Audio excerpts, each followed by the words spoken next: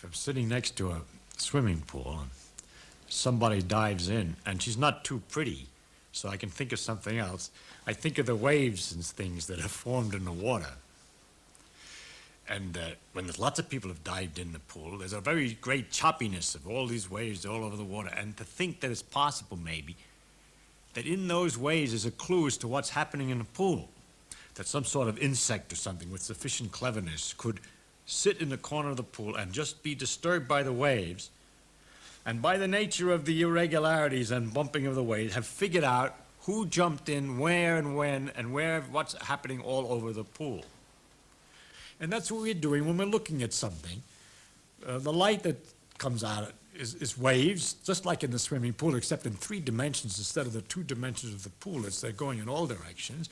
And we have an 1/8 of an inch black hole into which these things go, which is particularly sensitive to the parts of the waves that are coming in a particular direction. It's not particularly sensitive when they're coming in at the wrong angle, which we say is from the corner of our eye.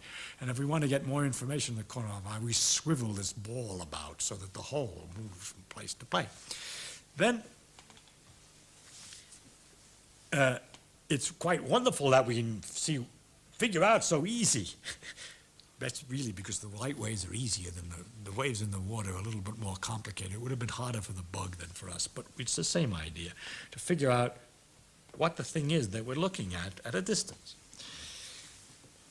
And it's kind of incredible, because when I'm looking at you, someone standing to my left can see somebody who's standing at my right. That is, the light could be going right across this way, the waves are going this way, the waves are going this way, the waves are going this way. It's just a complete network. Now, it's easy to think of them as arrows passing each other, but that's not the way it is, because all it is something shaking. It's called the electric field, but we don't have to bother with what it is. It's just like the water height is going up and down. So there's some quantities shaking about here, and in a combination of motions that's so elaborate and complicated that that result is to produce an influence which makes me see you, at the same time completely undisturbed by the fact that there are influences that represent the other guy seeing him on this side. So that there's this tremendous mess of waves all over in space, which is the light bouncing around the room and going from one thing to the other.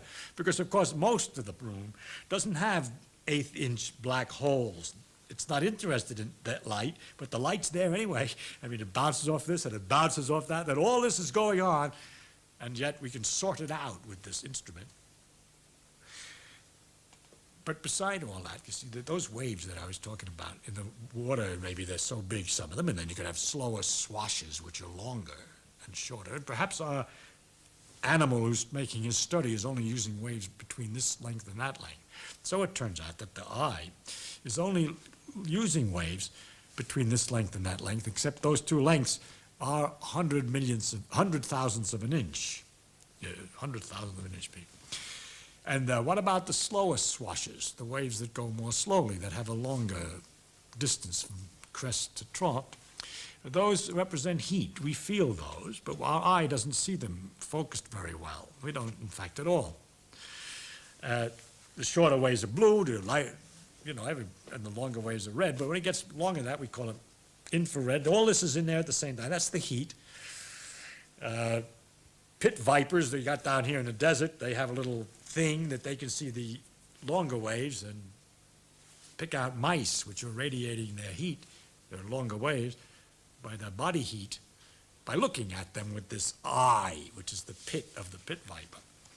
But we are able to do that. And then these waves get longer and longer, and all through the same space. All these things are going on at the same time, so that in this space there's not only my vision of you, but information from Moscow radio that's being broadcast at the present moment, and the singing of somebody from Peru. All the radio waves are just the same kind of waves, only longer waves. And there's the radar from the airplane, which is looking at the ground to figure out where it is, which is coming through this room at the same time. Plus the X-rays, cosmic rays, and all these other things, which are the same kind of waves, exactly the same waves, but shorter, faster, or longer, slower. It's exactly the same thing. So this big field, this area of irregular motions of this electric field, this vibration, contains this tremendous information, and it's all really there. That's what gets you. If you don't believe it, then you pick a piece of wire and connect it to a box. And in the wire, the electrons will be pushed back and forth by this electric field, sloshing just at the right speed for a certain kind of long ways. And you turn some knobs on the box to get the sloshing just right, and you hear Radio Moscow. Though you know that it was there. How else did it get there? It was there all the time. It's only when you turn on the radio that you notice it. But that all these things are going through the room at the same time, which everybody knows, but you got to stop and think about it to really get the pleasure about the complexity, the inconceivable nature of nature.